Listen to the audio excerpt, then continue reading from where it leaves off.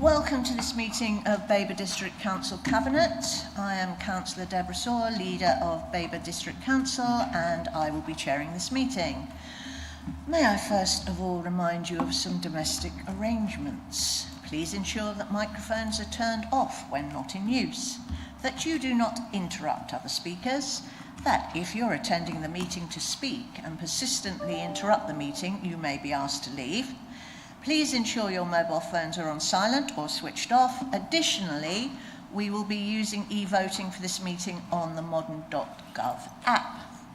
I would like to remind everyone present that this meeting will be broadcast live to the internet and will be capable of repeated viewing. The whole of the meeting will be filmed except where there are confidential or exempt items. If you make a representation to the meeting, you would be deemed by the Council to have consented to being filmed. By entering this meeting as a speaker, you are also consenting to being recorded by the Council and to the possible use of those images and sound recordings for webcasting and/or training purposes. The Council, members of the public and the press may record, film, photograph or broadcast this meeting when the public and the press are not lawfully excluded.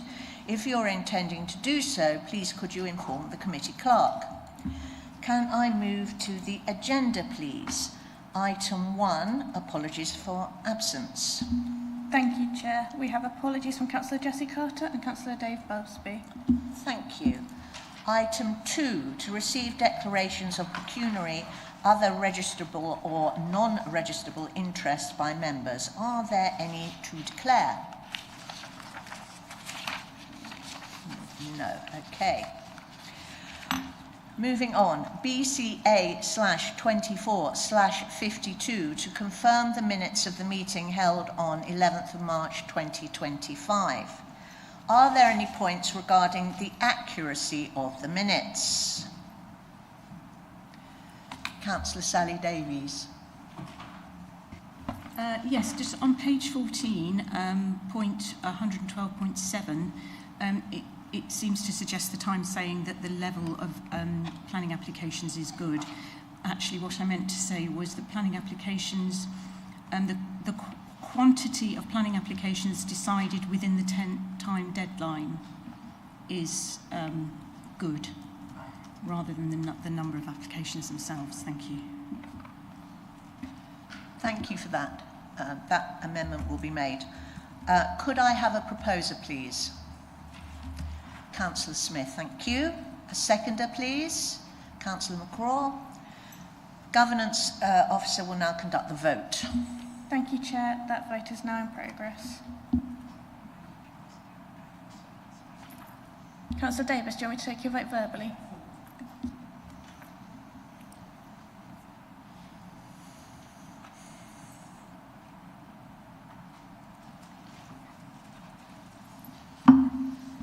Thank you, Chair. That is 6 votes for and 1 abstention, so that's carried.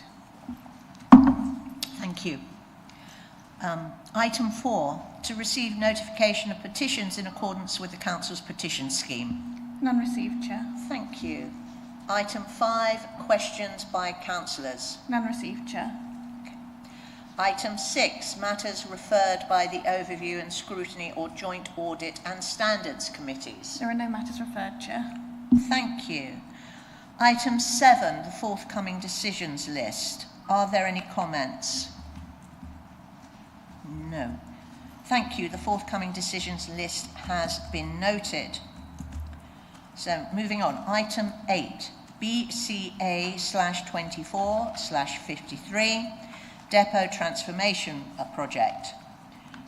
We have here the officers, Mark Ems, Director of Operations, Emily Atack, Director of Property Development and Regeneration, and Phil Martin, the Project Manager for the Depot Project. I will now invite the Cabinet Member for Finance, Assets and Investments to introduce the report. Councillor Ward. Thank you, Chair. I'd like to introduce paper BCA/24/53 to upgrade and improve our 2 operational depots in Sudbury and Great Wenham. We're all aware that these depots no longer meet the needs of the waste, public realm and housing services, made more pressing due to the additional requirements for the implementation of simpler recycling next year, particularly the need to support the additional food waste collection vehicles. This report presents the options and the financial implications of the preferred option. The report also gives an update on the Babergh and Mid-Suffolk Depot Transformation Project and confirms that this has been paused pending local government reorganisation. We have a pressing deadline of April next year when we have to introduce weekly food waste collections, twin stream recycling and a 3-weekly rotation of residual and recycling collections. Most of the work proposed will be carried out at the Chiltern Road Depot in Sudbury for the additional vehicles and bins and to improve the office and rest area facilities for staff, while the Great Wenham Depot will benefit from layout changes. We will also need additional off-site storage for Sudbury, and a number of options are being assessed, with Chiltern Airfield being the most suitable. Details of all the works are provided in section 4 of the report. They will extend the life of the depots for another 5 years. So we have 3 options: doing nothing, which isn't viable as the depots cannot support the requirements of simpler recycling. The second option, improve the existing depots to extend their useful life. And in addition to supporting simpler recycling and improving staff facilities, this will also ensure that the depots will remain usable until the outcome of LGR is known, when a long-term depot decision can be made by this council or its successor. And finally, the last option, relocating to a new depot. We don't yet have a viable option and shouldn't proceed with this before LGR. Section 6 of the report presents the financial implications of the works required. In the budget, we moved the capital financing for a new depot to the Capital Ambitions programme, and we included £750,000 spread evenly over 5 years for transformation works for the Chiltern Depot. And this is shown in Table 1 in paragraph 6.3. The proposed works that we're being asked to approve will mean a revised capital expenditure of £495,000. And the recommendation is to revise the capital programme so that all of this amount will be made available in the current financial year to enable the timeline for the works in the current year, which is stated in paragraph 4.4, and these works are estimated to take up to 12 months. The reprofiled capital expenditure budget, along with the MRP and interest costs, is shown in Table 2 in paragraph 6.5. We are optimistic that up to 50% of this could be financed by SIL, and we will be submitting a bid very soon. Although this means that we will be increasing the capital budget requirement for the current year, there will be an overall reduction of £255,000 over the original 5-year period. MRP and interest costs will incur an additional £14,000 of revenue expenditure. There will also be reduced revenue cost pressures from the reduced frequency of interceptor clearings following enhancements of the facilities. And finally, the additional off-site storage space at Chiltern Airfield will cost £18,000 a year, and this will be covered by transitional new burdens revenue funding for 2 years. A summary of the capital expenditure and high-level timeline for the works are provided in Appendix B. I just draw your attention to paragraph 4.6. It says Chiltern, should say Chilton. We're not in Buckinghamshire. I'd now like to propose the recommendations in section 3 of the report. Firstly, that delegated authority be given to the Director of Property Development and Regeneration, the Director of Operations and the Cabinet Member for Finance, Assets and Investments to authorise the works and associated spend. Secondly, that Cabinet recommends the Council increasing the capital programme by £345,000 to accommodate the changes required to the depots as outlined in section 6.5 of the report, and that the necessary adjustments are made to the Council's Treasury and Capital Investment Strategy. And finally, the Cabinet notes the progress that has been made towards financing and specifying a new single depot for the delivery of the Council's services, and agree to now pause any further work pending LGR. Thank you, Chair. Thank you, Councillor Ward. Can I have a seconder, please? Councillor Helen Davies, thank you. Right, questions from members. Councillor Davies, Sally.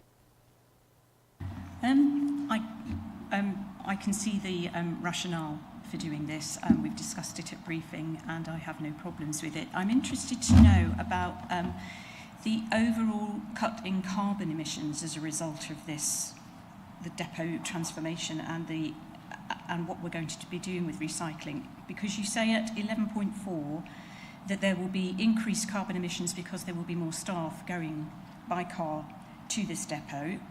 On the other hand, a lot of our vehicles are on vegetable oil, and then a lot of the waste will no longer be going to an incinerator. Do we have any idea what net reduction in carbon emissions might result as a result of this whole enterprise?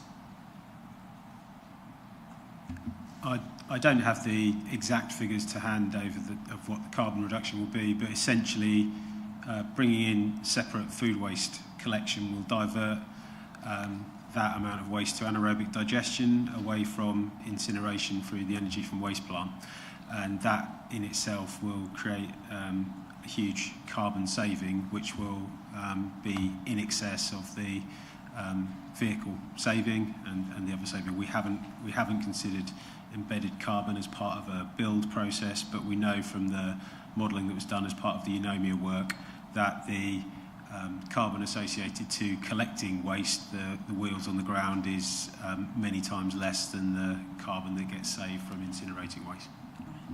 Thank you, Mark. Thank you. Any further questions? Councillor Smith. Thank you, Chair.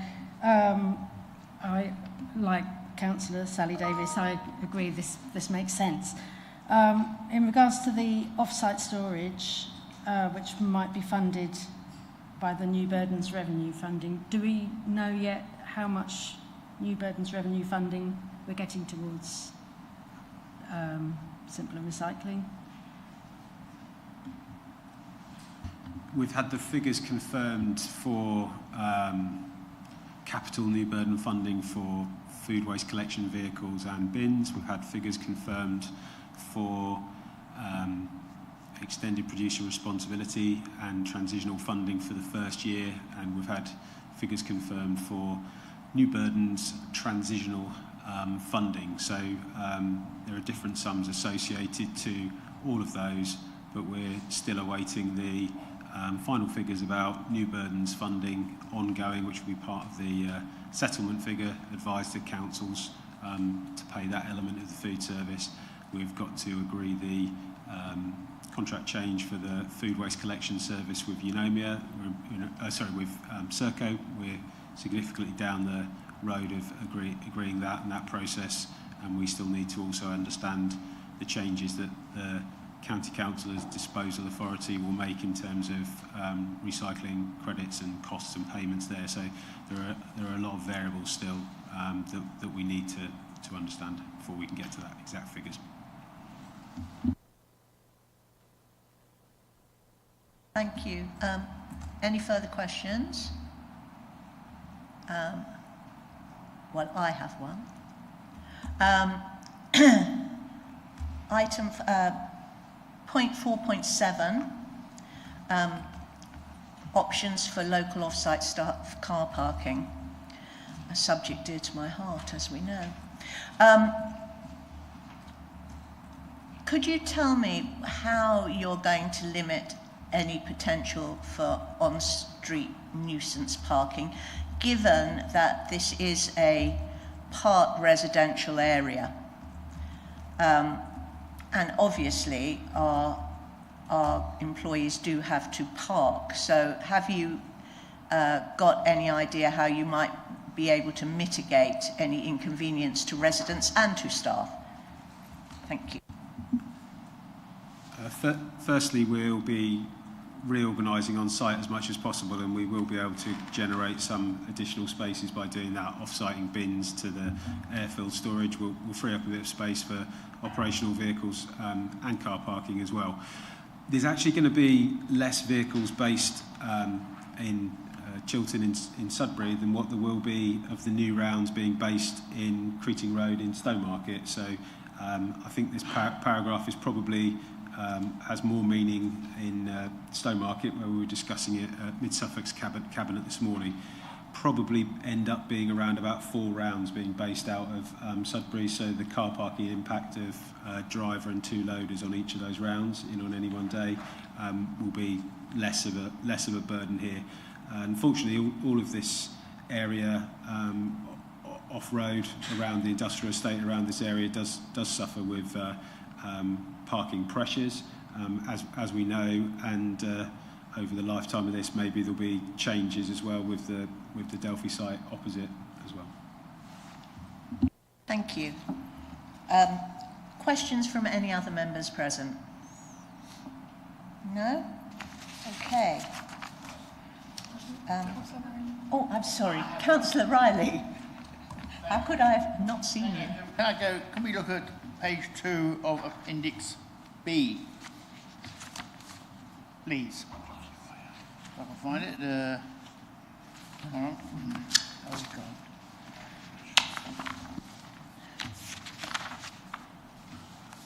Page 2 of Appendix B. So, do you want me to stand? No, right, okay. Thank you. Page 2 of Appendix B is a task list which has the timelines. And some of the timelines have already been passed by March and April 25. Are we up to date with our tasks, or are we behind with the timelines?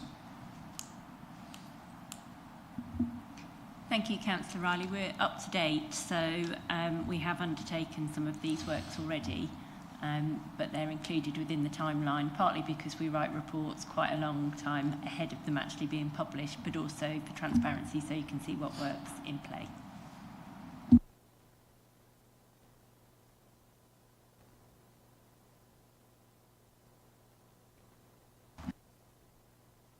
No further questions. We'll move to debate. I will now open the item for debate. Does any member have anything that they wish to add?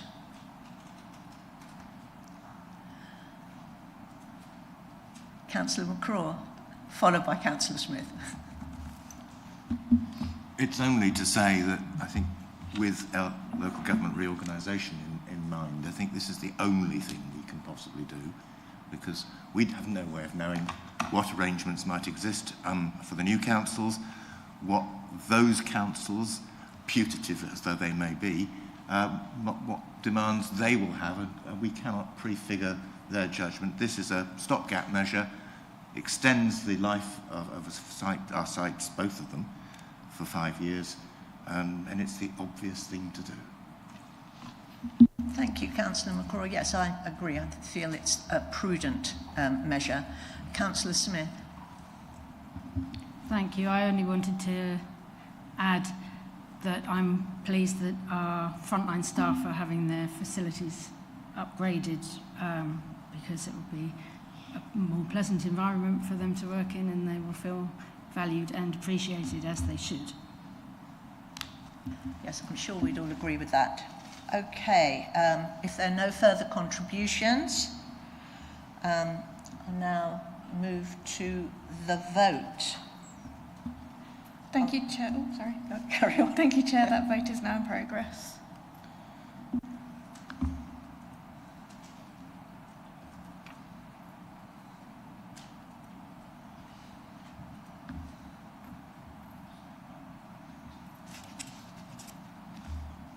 Councillor Davis, do you want me to take your vote verbally? Oh, thank you, Chair. That's 7 votes for. That's unanimous. Thank you. Now, we now move on to item 9, BCA/24/54, council-owned land at Hadleigh at the A1071 Roadside. Emily Atack, the Director of Property Development and Regeneration, is here to take questions, as is Lee Carvell, the Head of Regeneration and Projects. This report contains confidential appendices. If members wish to ask questions on the appendices, the meeting will go into closed session. I will now invite the Cabinet Member for Finance, Assets and Investments to introduce the report. Councillor Ward. Thank you, Chair. I stepped back from council duties for 2 months and end up, first meeting back, having to do all the work. Never mind. That will teach you. Yeah. I'd like to introduce paper BCA 2454 to decide on the disposal of the remaining employment land, approximately 1.17 acres, that we own adjacent to the A1071 near the Weavers Meadow development in Hadleigh. Cabinet will remember that in September last year, following a refreshed viability appraisal which showed that development of the site is no longer financially viable for the council to undertake itself, we decided to sell the land. We've now received 2 bids to review and a recommendation, with the details provided in the confidential Appendix B. This appendix also has a summary of the marketing carried out for the council between October last year and March this year. Please note that the references to Appendix A in paragraph 1.1 and Appendix C in paragraph 4.2 should both say Appendix B. Just for information, Hadleigh Town Council was interested in acquiring the land for a community use, but, as noted in paragraph 4.3, it has decided not to submit a bid. We will need, as the Chair has said, to go into a confidential session to discuss Appendices B and C before returning to make a formal decision. Our decision today, whilst disappointing in that we're not able to realise our desire to provide start-up commercial units, will still provide a number of benefits in the form of employment and community health and well-being, and provide the Council with a much-needed capital receipt. So therefore, I'd like to propose the recommendations in Section 3 of the report, that Cabinet resolves to sell the land on the basis and terms of the bid submitted and identified as Bid 1 in the confidential Appendix B, and that Cabinet delegates its authority to the Director for Property Development and Regeneration to negotiate the final terms of disposal so as to ensure that a sale can be completed as soon as reasonably achievable and as the best consideration reasonably obtainable. Thank you, Chair. Thank you, Councillor Ward. Could I have a seconder, please? Councillor Davis. Thank you. Oh, sorry. Councillor Derek Davis. Thank you. Right, questions from members. Councillor Derek Davis.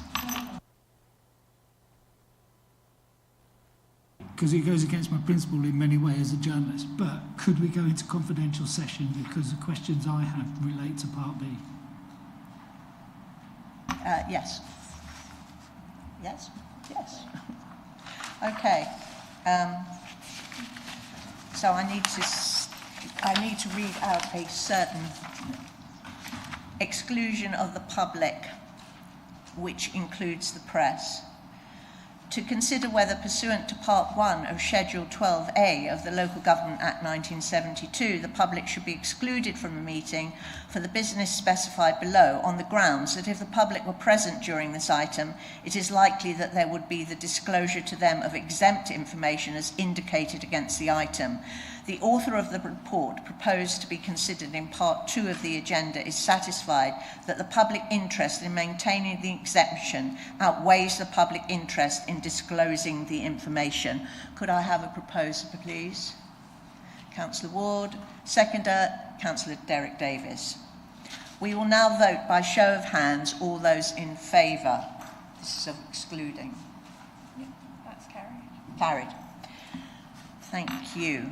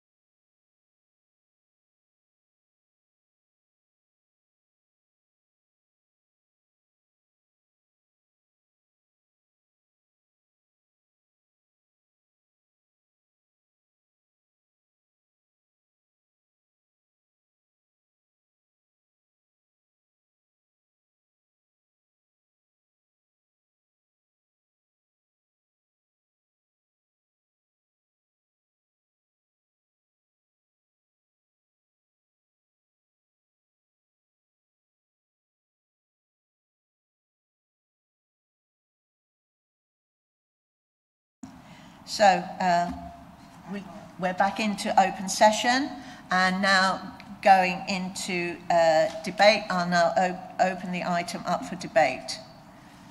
Has anybody got anything further to add, or Councillor McCraw. Well, I think at this point it would be helpful for the public to explain that the recommendation has been marginally altered, because that actually hasn't been stated on the public record. So can I suggest that that be done? Okay. Yes, we'll now read that out. So 3.1. The Cabinet resolved to sell the land parcel, approximate area of 1.17 acres, and identified as bid 1 in confidential appendix B. 3.2, that Cabinet delegates its authority to the Director for Property Development and Regeneration in consultation with the Cabinet Member for Finance, Assets and Investments to negotiate the final terms of disposal so as to ensure that a sale can be completed as soon as reasonably achievable and as the best consideration reasonably obtainable. So, having amended these, can we... Councillor McCraw, have you got nothing to add? Right. Okay, so having amended the recommendations, we can now move to the vote. Thank you, Chair. That vote is now in progress.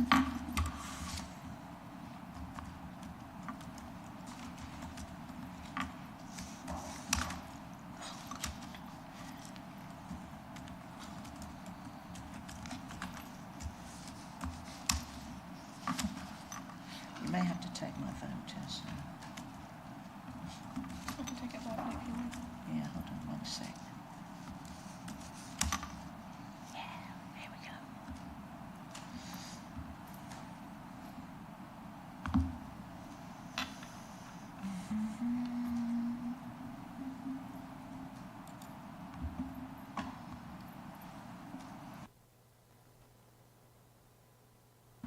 Thank you, Chair. That is 7 votes for. That's unanimous. Thank you. So that concludes the agenda for today. The next meeting is scheduled for Tuesday, 10th of June at 4 p.m. Thank you, members and officers.